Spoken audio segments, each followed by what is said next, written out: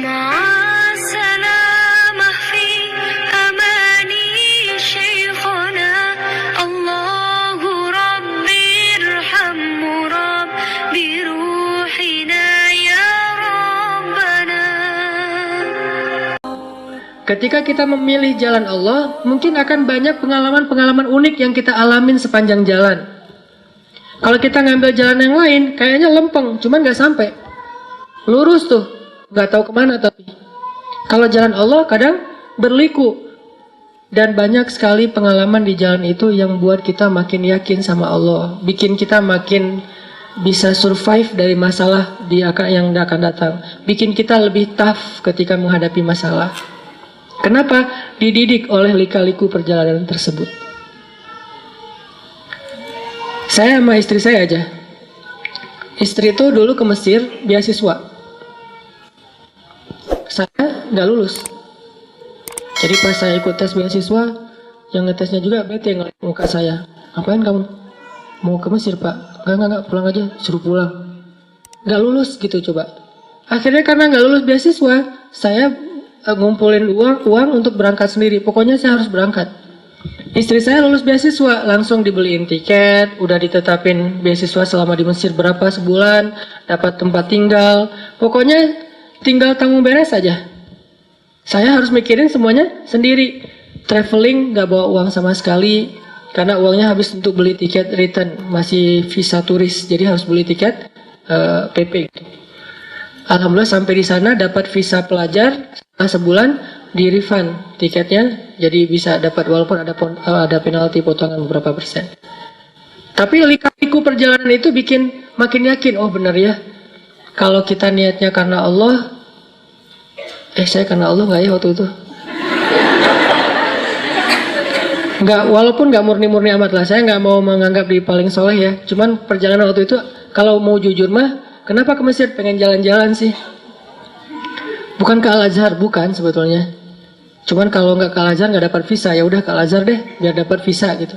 Tapi pas udah masuk ke Al-Azhar, masya Allah ulama semua nih. Gelar paling rendahnya doktor. Karena LC kayak saya tuh di Mesir, kerjanya supir taksi. Itu LC. Karena tingkat pendidikan Islam di Mesir itu tinggi. Sehingga orang kalau mau jadi guru minimal doktor.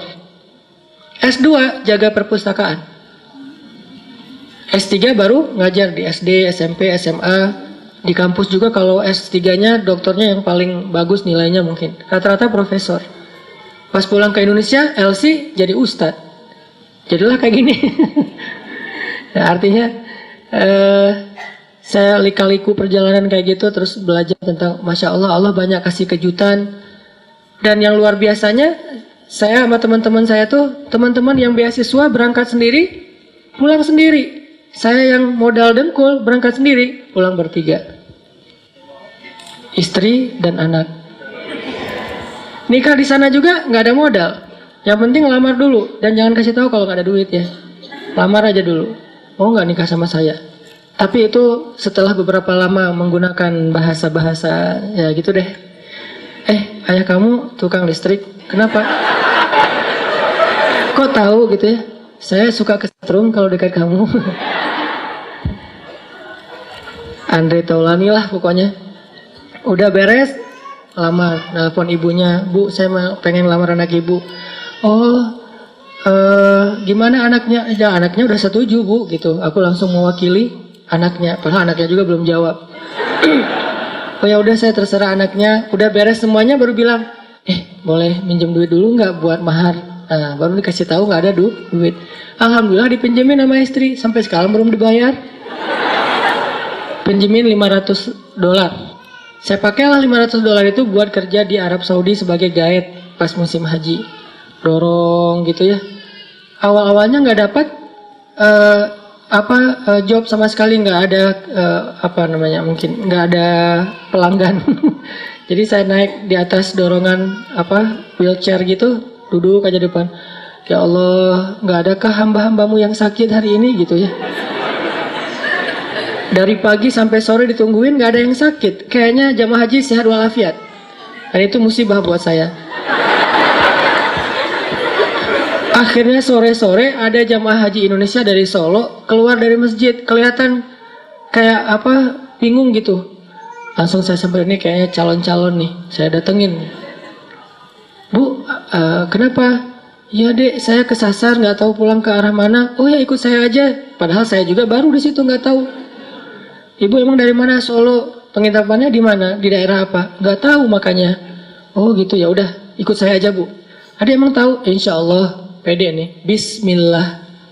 Ya Allah, masa saya akan lapar hari ini kan? Nih kayaknya nih rezeki yang Allah datangkan. Tapi kan kita harus ngadapin challenge-nya dulu, jalanin. Jalan sama ibu tuh sambil ngobrol. Ternyata saya juga asal milih jalan sebetulnya, nggak tahu kemana. Ternyata pas lagi jalan, dek itu kayak tempat tinggal ibu tuh. Bener bu, coba deketin. Oh iya benar, alhamdulillah. Adek tahu aja jalannya dan segala macam. Mana saya tahu. Allah yang ngasih tahu. Akhirnya dia ketemu teman-temannya, sepanjang jalan kita ngobrol, dia rekomendasiin saya ke teman-temannya. Ujungnya apa? Dia besok bisa nggak ngantar kita lagi ke masjid supaya nggak kesasar? Oh siap. Dah mulai, oh dia ini ada nenek-nenek minta didorong. Alhamdulillah lancar. Pulang-pulang bawa beberapa ribu dolar, itu modal pernikahan kita. Kalau udah azam menikah, baru Allah kasih rezeki. Tapi kalau masih tanggung, nggak dikasih. Makanya kalau pengen dapat kejutan dari Allah, mantepin dulu aja akad sama Allah. Ya Allah saya pengen nikah. Ya udah saya kasih rezeki. Kan bagian masing-masing kan, bagian kita menikah, bagian Allah memberi rezeki. Sehingga kalau kita datang ke calon mertua, nggak usah khawatir dengan pertanyaan-pertanyaan mainstream standar gitu. Kerja di mana? Lagi cari kerjaan pak.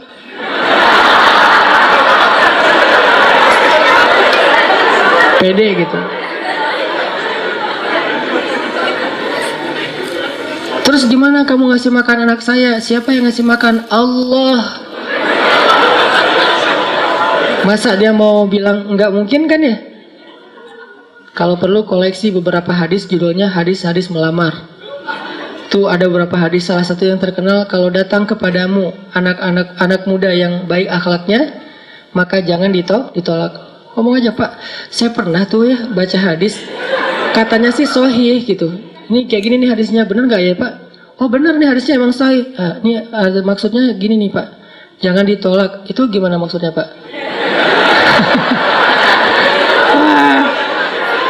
Itu tips, insya Allah gak bakalan ditolak teman-teman. Tuh kayaknya 90% kemungkinan diterima, cuman 2 tahun lagi. Saya terima deh, cuma jangan sekarang, nanti aja. Setelah kamu dapat kerjaan angger ya, tetap aja. Oke, jadi gimana kita nge-recovery emosional kita?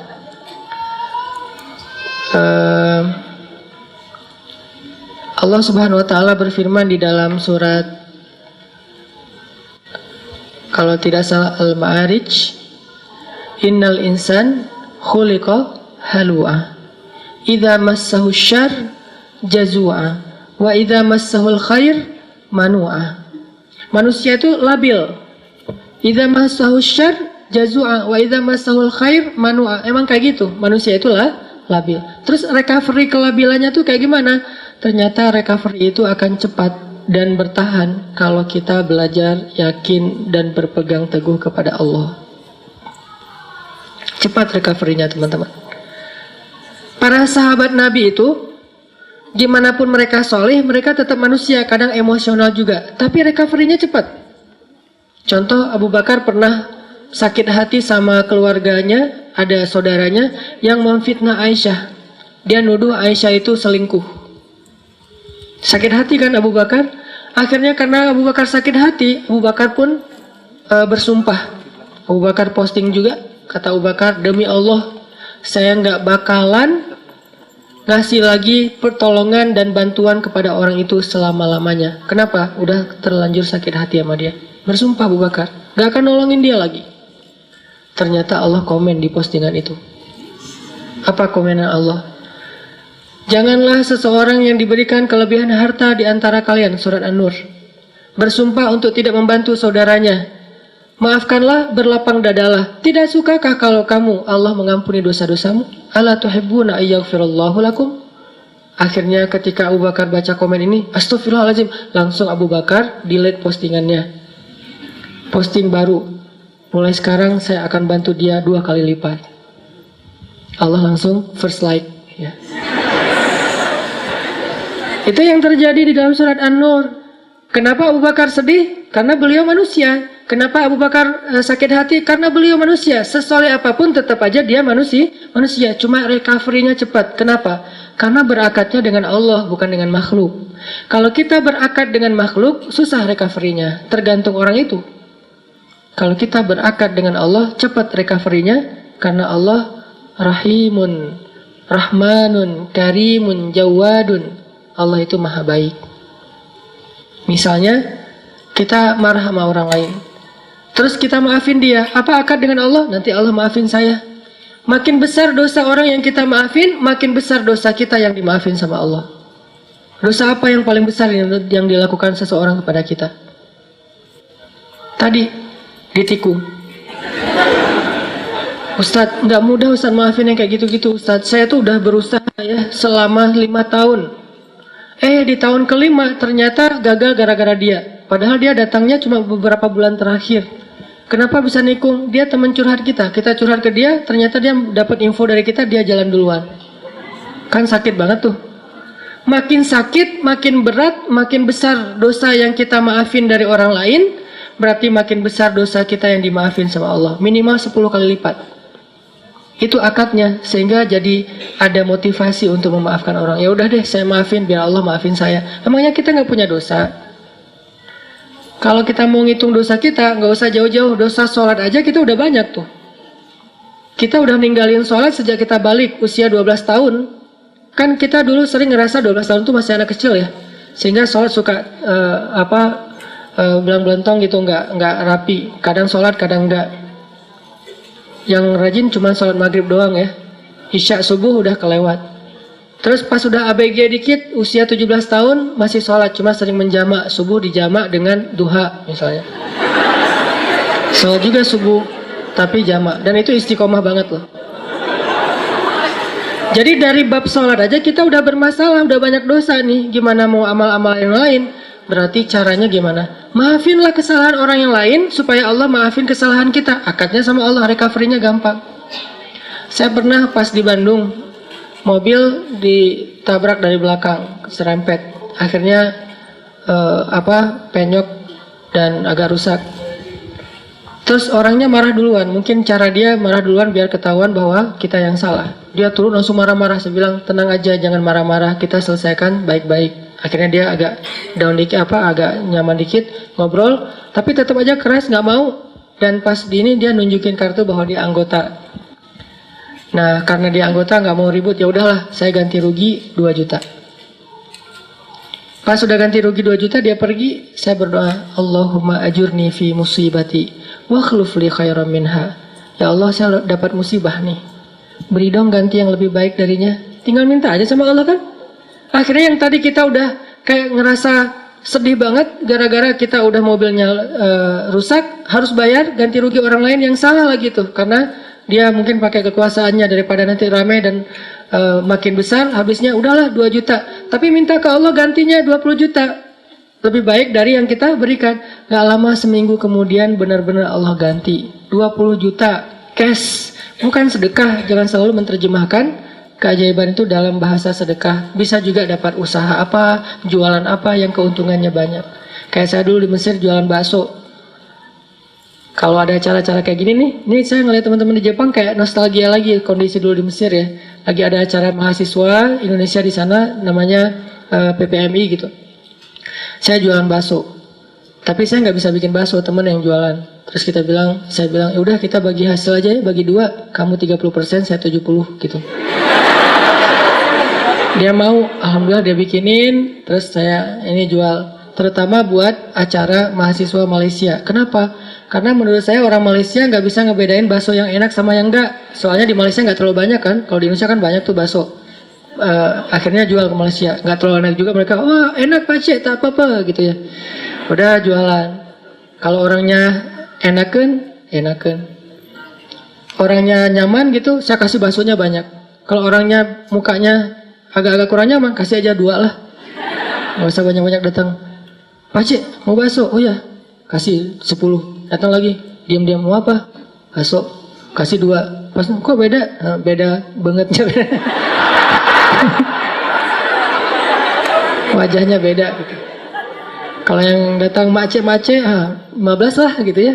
15 mace, 15 mah. Untung nggak? Untung tetap alhamdulillah.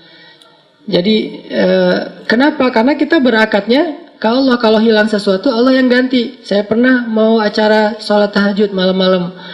Acaranya jam 2 malam, saya baru bangun jam 2. Telat kan? Akhirnya panik, nyamber HP, jatuh. Pecah layar depannya, udah nggak bisa kepake.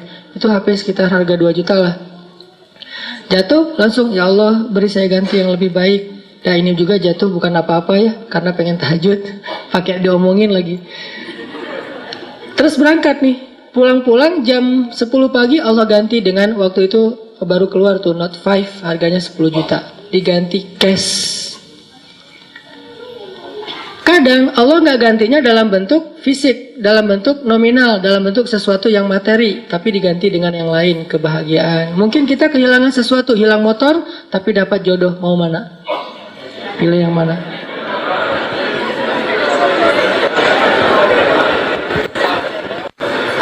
Jadian nih, gara-gara nikmat hilangnya motor. Pas ketahuan kita nggak punya motor, putus lagi.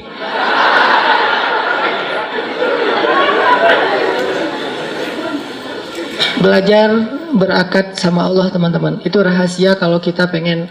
Karena Allah itu nggak pernah, pertama ingkar janji itu nggak pernah. Innallaha la yukhliful mi'ad, nggak pernah ingkar janji. Kedua, Allah itu nggak pernah misalnya, maaf ya lagi sibuk, nggak ada tuh. Kita WA Allah terus nggak dirit, itu nggak ada ceritanya. Contreng 2 sih, cuman nggak biru-biru, nggak dirit lama gitu. Allah ngapain sih online berkali tapi yang saya mah nggak dirit misalnya. Itu manusia banget. Allah nggak kayak gitu. Kita baru nulis, ngirim, Allah langsung typing. Bukan cuma dirit, langsung bales. Gak mungkin Allah tuh ngebiarin kita minta terus nggak dibayar, nggak dibales lama. Nggak mungkin. Dan nggak mungkin juga Allah misalnya habis pulsa, habis kuota, itu nggak ada. Ala kulli syai'in qadir, maha kuasa atas segala sesuatu. Jadi kayaknya paling nyaman berakat itu sama Allah. Cuman kita harus ngerti cara Allah bermuamalah dengan kita. Tidak selalu materi, karena buat Allah materi itu nggak berharga banget. Kalau seandainya berharga, pasti Allah ngasih semua kita kekayaan. Tapi ternyata orang soleh nggak semuanya kaya. Tapi orang soleh itu rata-rata, bukan rata-rata, semuanya bahagia. Makanya tadi subuh saya cerita ada teman misalnya, baru hijrah, dia bilang gini, Ustadz, kenapa ya sejak hijrah hidup saya agak-agak kayak rezekinya jadi seret gitu, jadi susah. Gimana ceritanya? Iya, saya udah dulu mah lancar, sekarang malah jadi susah. Saya bilang, enggak, karena buktinya kamu hijrah juga karena kebanyakan hutang kan. Berarti selama ini sebelum hijrah enggak lancar rezekinya, yang lancar hutangnya. Setelah hijrah, Allah permudah untuk membayar hutang itu. Bukan rezekinya seret, tapi rezekinya dibagi. Sebagian dipakai, sebagian untuk bayar hutang. Allah udah kasih solusi. Nggak mungkin lah Allah ngecewain kita yang berhijrah karena Allah. Itu nggak mungkin. Jangankan Allah nih, Nabi Muhammad aja nggak pernah membiarkan ada yang datang ke beliau ditolak dalam keadaan nggak dikasih apa-apa, itu nggak ada. Semua yang datang ke Nabi meminta sesuatu, pasti pulangnya membawa sesuatu. Apa aja? Pernah Nabi lagi jalan pakai baju baru gitu, baru dikasih sama Raja Khurasan, kasih baju. Bajunya warna merah, bukan gamis ya, baju biasa warna merah, dipakai sama Nabi. Terus dilihat sama orang miskin, sahabat ngomongnya, Muhammad, itu baju bagus juga ya, gitu. Nabi pas diomongin kayak gitu, Nabi nanya, kenapa mau gitu? Mau. Dibuka sama Nabi, Nabi pulang nggak pakai. Dan Nabi juga kalau pulang nggak pakai baju masih keren ya, 6 pack gitu. Kita nggak pakai baju 0 pack kan agak-agak gimana gitu kan ya. Kan perut Nabi itu 6 pack kata sahabat, seperti batu yang tersusun kan. Itu karena mungkin beliau bukan nge-gym sih, sering naik kuda, itu kan kayak orang bisa seluruh tubuhnya tuh gerak, akhirnya bagus badan Rasulullah. Nabi nggak pernah mau ngecewain orangnya. Terus Nabi jalan pakai syalnya syal baru gitu. Untungnya nggak pakai kupluk baru ya, pakai syal doang gitu. Datang orang Badui, ditarik syalnya, dilepas sama Nabi, dikasih. Ada yang datang ke Nabi, ke Aisyah misalnya, Aisyah tuh cuma punya 3 butir korma, dari pagi belum makan. untuk sahur aja nggak dimakan karena pengen dipakai untuk buka puasa hari itu. Datang satu orang ibu dengan 2 anaknya karena lapar bilang, Aisyah saya belum makan dari pagi. Aisyah langsung ngambil ngasih. Jadi nggak makan sahur, nggak berbuka puasa. Kenapa? Karena sifat Nabi itu tidak ada yang datang kepada beliau pulang dalam keadaan tangan kosong. Itu nggak ada. Nabi aja kayak gitu, apalagi Tuhannya Nabi, Allah Subhanahu Wa Taala. Nggak ada yang datang kepada Allah pulang dalam keadaan kecewa, itu nggak ada. Kalau dia kecewa, berarti dia nggak ngerti cara berakad sama Allah. Dia salah faham dengan cara-cara Allah. Kalau dia ngerti Allah, nggak bakalan kecewa. Dia tahu banget Allah Maha Baik, Allah yang selama ini nolongin saya, Allah yang menyelamatkan saya. Alam yajidka yatiman fa'awa, wa wajadaka dhallan fahada, wa wajadaka ailan fa'aghna. Dan Allah itu tergantung prasangka hambanya kepada Allah. Kalau kita berprasangka baik, Allah akan ngasih apa yang kita persangkakan 10 kali lipat lebih baik. Kalau kita berprasangka buruk, maka Allah seperti yang kita prasangkakan. Jadi tergantung kita nih, mau gimana? Mau dapat nikmat, ya udah, Allah Maha Pemberi nikmat. Mau dapat jodoh, Allah Maha menciptakan segala sesuatu berpasangan. Nggak mungkin saya dibiarkan sendiri. Masa kita kalah sama Julaibib, budak yang bahkan tidak bernilai di mata orang-orang Quraisy, dia nikahnya sama seorang putri raja. Ini kayak dongeng gitu kan? Kenapa? Karena Julaibib nggak pernah berputus asa kepada Allah, nggak pernah suudzon sama Allah. Datengin ditolak, datang lagi ditolak. Kadang kita kayak gitu banget hidup. Datang udah 3 kali ditolak, akhirnya putus asa, udah pakai selebaran, taruh di pintu-pintu rumah. Mau nggak nikah sama saya? Siapa yang mau tolong hubungin nomor telepon ini. Kalau nggak mau jangan dibalas, udah. Ternyata dari 100 selebaran nggak ada yang nyangkut, karena kita naruhnya di rumah kontrakan yang belum ditempatin. Wah, ini maksudnya husnuzon sama Allah, jangan suuzon. Begitu kita husnuzon sama Allah, baru berbaik sangka. Kadang-kadang kita baru membatin, Allah udah kabulkan. Di Bandung tuh banyak tuh kejadian kayak gitu. Hal-hal yang menurut saya dulunya terjadi di zaman para ulama, sekarang terjadi di zaman kita. Kok bisa ya? Mirip dengan kisah Imam Ahmad bin Hambal yang datang ke Basroh gara-gara ada yang beristighfar kan di Basroh. Itu terjadi loh di Bandung dengan saya. Suatu hari saya datang ke masjid markasnya Pemuda Hijrah, Masjid Al-Latif di Bandung. Ada rapat gitu, kita sering rapat. Terus karena macet, saya nggak mau naik kendaraan sendiri, pesan ojek online, berangkat dari pagi sampai sore. Di masjid itu saya sholat zuhur dan asar ngimamin, karena lagi ada saya di situ, ya udah sekalian ngimamin. Pas sudah selesai asar, udah beres semua rapat, saya order lagi, ada yang ngambil ojek online, jalan. Di tengah jalan orangnya ngobrol, Mas, suka sholat di masjid itu juga? Saya bilang, ya sesekali. Saya bilang, iya masjid itu ramai sekarang, anak-anak mudanya luar biasa itu masjid. Saya juga suka sholat di situ, kata dia. Itu ada tuh imam muda, siapa namanya di situ teh? Muzammil. Iya Muzammil tuh suaranya bagus ya. Ya alhamdulillah. Mas suka ikut talim juga di situ? Kadang-kadang, saya bilang. Oh iya hebat, itu taklimnya ramai banget tuh. Ada juga tuh ustadz siapa gitu yang suaranya kayak cewek, kata dia. Saya mulai nih, nyari masalah nih tuh. Tapi saya senang dengar boosternya YouTube segala macam, gurunya Muzammil, siapa ya namanya? Siapa? Hanan? Iya Hanan gitu, itu luar biasa. Mas suka dengar ceramahnya juga? Suka. Dan saya nggak bohong kan, karena emang saya kadang-kadang dengerin booster, 1 minute booster itu juga kayak dapat hidayah. Dapat hidayah dari diri sendiri. Saya dengar, Masya Allah nih Ustadz enak juga ya ceramahnya. Saya kayak dapat hidayah dari ceramah diri sendiri. Kayak misalnya ceramah tentang diri, nge-reject Allah. Allah manggil, reject. Sehari 5 kali kita nge-reject Allah, tapi Allah nggak pundung. Kita baru mungkin ngerasa kayak belum dikabulkan doa aja, udah pundung fisabilillah. Kan banyak yang pundung fisabilillah. Pundung di jalan Allah kan banyak tuh. Allah nggak pernah pundung, itu bikin saya, oh iya ya Allah sering kita reject tapi nggak pundung. Datang lagi besok, datang lagi lusa, datang lagi. Bertahun-tahun Allah manggil kita, seringnya kita reject. Rejectnya itu kasar lagi tuh. Kok udah azan aja sih, kan kasar banget ya rejectnya. Nah itu saya bikin, oh Masya Allah nih ceramahnya luar biasa, dapat hidayah. Saya juga senang dengar ceramahnya, saya bilang, ya, Mas di situ jadi jamaah atau orang PKM juga? Ya ngurus masjid juga sedikit-sedikit. Dia mulai curiga gitu, ngelihat ke belakang dikit-dikit. Mas tadi yang imam sholat zuhur ya? Ya saya bilang. Asar juga? Ya. Mas ini namanya siapa gitu? Saya bilang Hanan. Hanan yang mana nih? Mulai oleng dia tuh. Hanan Ataki langsung wah gitu. Berhenti, rame, heboh di perempatan jalan. Coba semua orang ngelihat ke arah kita.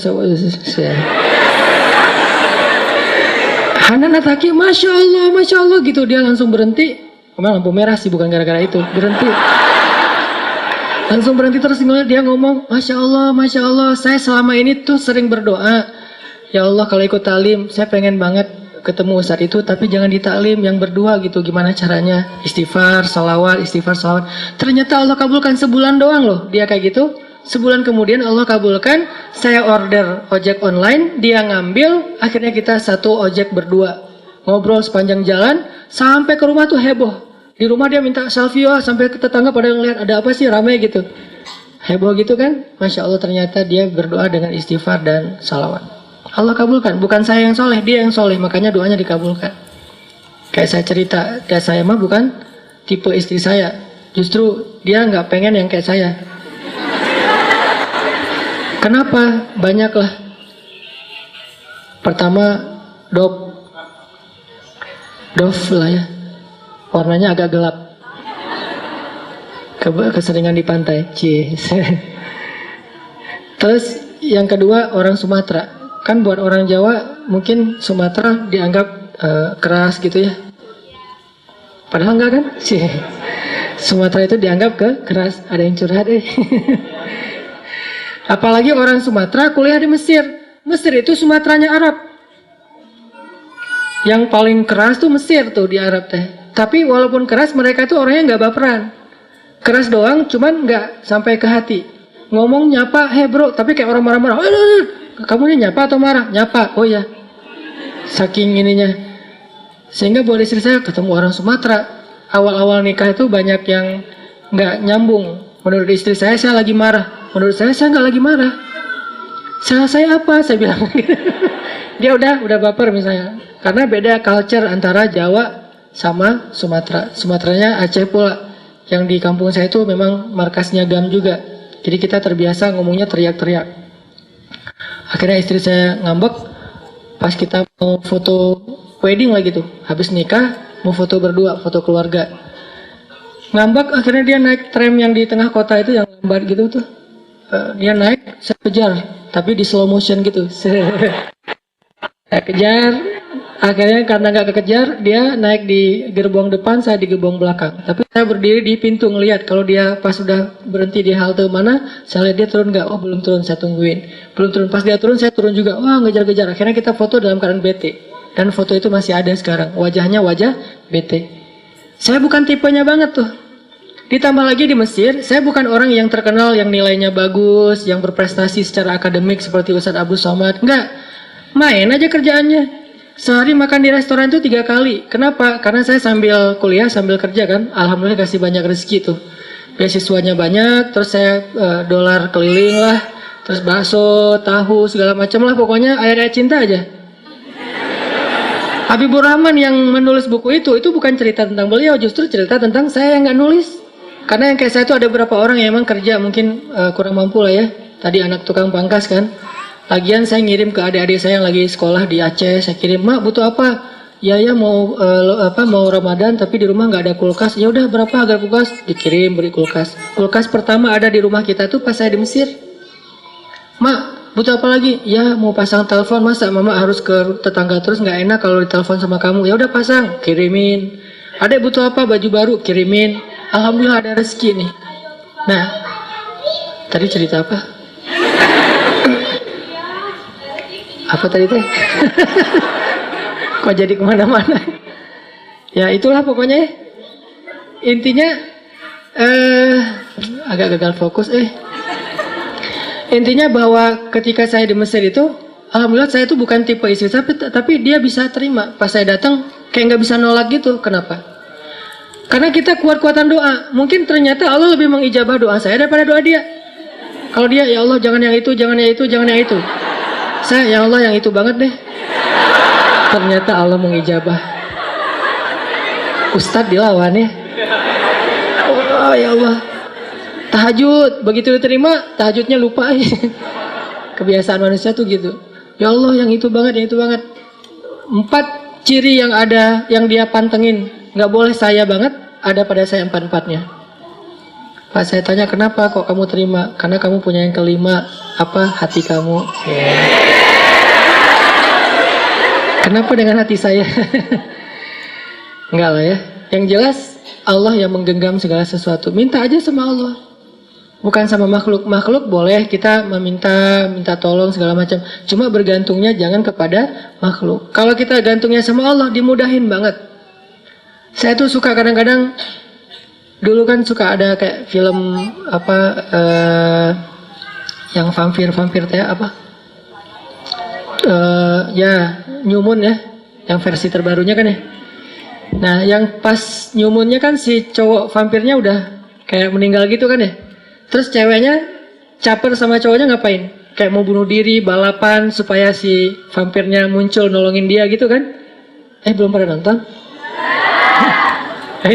Kompak. Nah kita tuh harusnya dalam bahasa yang lain analoginya ke Allah tuh kayak gitu. Saya suka banget gambling tapi akadnya ke Allah. Karena saya tahu Allah gak akan biarin saya sendiri. Ngambil aja sebuah resiko tapi jangan melanggar syariat Allah ya.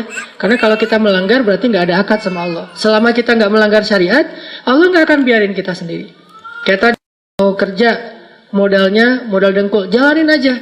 Mau keluar negeri nggak bawa duit, jalanin aja. Selama kita keluar negerinya bukan mau berbuat dosa. Kerjanya mencari yang halal. Menikah juga untuk menghalalkan hubungan. Kalau kita ngelakuin sesuatu karena Allah, walaupun nggak punya modal, Allah nggak biarin kita sendiri. Dan saya suka ngambil gambling kayak gitu. Dan saya ke Bandung juga dulu nggak ada apa-apa. Kalau istri hidupnya kayaknya lebih mudah nih. Kalau saya emang banyak lika-liku. Istri ke Bandung diterima langsung jadi dosen. Saya jadi TU juga nggak diterima. Kamu nggak boleh di sini. Nggak tahu ya ada apa dengan wajah saya. Kenapa orang gampang sebel ngeliat wajah saya? Kamu nggak boleh. Oh ya Pak nggak apa-apa gitu. Akhirnya istri ngajar, saya ikut. Kalau nggak boleh ngajar ya udah saya nulis buku tuh. Pertama nerjemahin bahasa Arab ke bahasa Indonesia. Pas sudah capek-capek nerjemahin berapa ratus halaman, pas mau dicetak, saya bawa ke penerbit, katanya buku ini udah pernah diterbitin. Dah, tahu gitu saya nggak akan capek-capek nerjemahin. Udah, gagal nerjemahin, nulis buku sendiri. Ya udah kalau nggak bisa terjemahin, saya nulis aja sendiri. Apa yang ada di kepala saya pokoknya capruk aja lah, tulis. Mau ditawarin ke penerbit, semuanya mengatakan ini nggak layak diterbitin. Nggak layak diterbitin, ya udah. Yang kedua nggak layak. Ada yang satu-satunya layak, tapi kayak nggak menghargai penulis gitu. Royaltinya kecil banget dan itu dicicil selama 6 bulan sekali. Wah daripada gitu saya terbitin sendiri aja deh. Bikinlah penerbit sendiri bukan percetakan. Alhamdulillah dimudahkan sama Allah. Cetak 3.000 eksemplar. Udah dicetak, saya jadi penulis, saya jadi direktur penerbit, saya jadi kuli yang ngangkat-ngangkat buku saya dibawa ke bus malam untuk dikirim ke Sumatera, ke Jawa, angkat. Jadi saya kalau di Bandung tuh ada jalan raya namanya Soekarno-Hatta, gede tuh. Saya nyebrang Soekarno-Hatta sambil ngangkat kardus Marlboro yang isinya buku, bayangin. Angkat 2, satu di sebelah kanan, sebelah kiri. Dan itu penulis buku loh. Ntar, Pak saya mau ngirim buku ini. Buku apa? Adalah buku bagus, penulisnya juga terkenal. Saya bilang, udah dikirimin, alhamdulillah nggak balik. Nggak ada yang transfer, nggak balik juga. Sekitar 70% nggak balik, cuma 30% yang balik. Oke, nggak masalah. 1.000 udah dikirimin, nggak balik. 2.000 lagi. Ada pameran buku Islamic Book Fair di Bandung yang biasanya diadain setiap beberapa bulan sekali. Saya minjem stand di situ. Boleh saya pakai satu space kecil di depan standnya? Boleh, kata yang punya standnya. Nah, akhirnya saya bikin X banner. X bannernya orang kan judul buku segala macam. Enggak, wajah saya yang paling gede di situ. Pencitraan kan? Pencitraan ordai lah pokoknya. Pencitraan gede wajah saya. Salah lagi tuh saya ngambil foto dari handphone. Foto lagi pakai baju kemeja putih. Ternyata di sini kelihatan di kantong ada duit 1.000. Kelihatan lagi tuh. Saya pakai spidol. Saya pakaiin spidol nih jangan kelihatan duit 1.000. Akhirnya udah ngangkat-ngangkat buku, pakai X-banner, pakai meja kecil, bukunya disusun jadi kayak kipas gitu kan, biar menarik. Saya ke toilet, ganti baju. Tadi kan baju kurir, sekarang baju penulis. Pakai baju kemeja, taruh pulpen, pilot. Berdiri di depan itu. Orang-orang lewat, "Mas, ini buku apa?" "Buku tentang Al-Quran, Bu." "Oh ya, siapa penulisnya?" "Oh, Masya Allah, tanda tangan." Mulai gitu ya, bikin-bikin event, seminar, training, segala macam. Alhamdulillah dari situ saya coba nambahin usaha deh. Mulai jual pulsa M-Kios kalau di Indonesia. Saya punya 60 cabang pulsa di Indonesia. Di Bandung maksudnya. 60 cabang pulsa. Belum ada Alfamart waktu itu. Belakangan baru di Alfamart jualan pulsa. Sebelum Alfamart jualan pulsa, saya jual 60 cabang di seluruh Bandung. Mulai main jual beli mobil bekas, jual. Jadi kayak punya banyak mobil, padahal cuman gantian aja, beli jual lagi. Main properti. Masya Allah, ternyata Allah mudahkan. Gak mungkin Allah biarkan saya sendiri, karena niat saya apa? Gak boleh istri saya menafkahi saya, itu pantang banget buat saya. Pamali. Gak boleh istri menafkahi saya, harus saya, walaupun mungkin istri punya warisan, punya harta banyak, tetap aja nafkahnya dari saya, dan harus saya ngasih. Terbiasa dari kecil, karena emang anak pertama ngasih ke keluarga, jadi harus ada tanggung jawab itu. Ternyata Allah nolong banget, dimudahin. Sampai akhirnya yang saya cerita punya rumah, modalnya cuma sholat asar kan, jalan sama istri memotoran kayak gitu, tetap gak bawa jas hujan. Siapa tahu hujan gitu kan. Jalan nyari rumah yang harga murah-murah lah. Waktu itu harga tipe 45 itu masih 200 juta. Cari rumah. Azan asar, hayya ala sholah. Masuk ke masjid, kita sholat asar dulu. Sholat asar. Ketemu dengan jamaah. "Ustaz, ngapain kesini? Jauh padahal dari Bandung." "Enggak, lagi jalan-jalan aja." "Oh iya, Masya Allah. Jalan-jalan kemana Ustaz?" Karena ditanya-tanya terus, saya bilang nyari rumah. "Kenapa nggak rumah saya aja?" "Enggak lah, cari yang kecil-kecil aja, Bu." "Nggak apa-apa, lihat dulu rumah saya. Ada kolam renangnya loh Ustaz." "Hah? Kolam renang?" Garasinya 3 mobil, kolam renangnya di belakang, terus ada halamannya kayak backyard gitu, kamarnya 9. Saya langsung putus asa. "Enggak Bu, itu mah bukan tipe saya."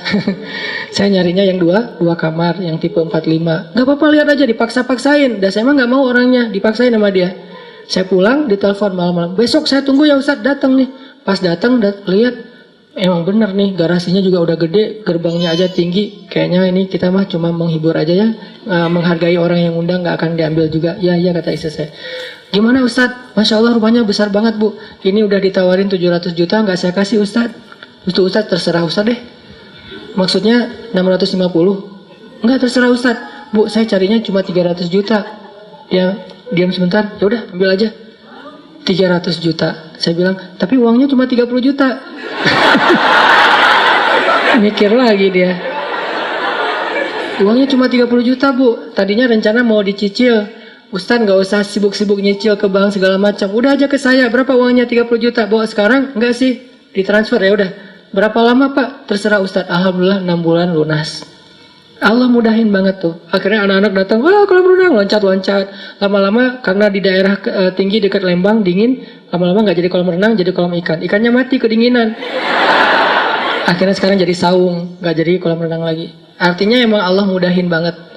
Dan saya selalu suka gambling gitu sama Allah. Gini jalan. Akhirnya Allah kasih, jalan Allah kasih. Pemuda hijrah itu sendiri adalah ilham dari Allah. Karena selama 8 tahun saya ngajar dari masjid ke masjid, saya ada feeling guilty. Masa sih dakwah saya gini-gini aja? Kayak nggak ngaruh terlalu banyak kepada masyarakat, cuman ke ibu-ibu yang udah rajin ngaji. Mereka mah udah pada soleh. Gimana dengan teman-teman yang masih jarang ke masjid? Mikir 8 tahun. Allah kasih ide, bikinlah sebuah gerakan anak muda. Segmennya anak main. Mulai saya deketin anak-anak main. Main apa yang paling seru anak muda nih? Misalnya BMX sama skateboard. Saya coba golosoran gitu ya, skateboard. Walaupun nggak bisa ngetrik. Wah enak ternyata. Apalagi pas misalnya di ball gitu kan, angin-anginan gitu.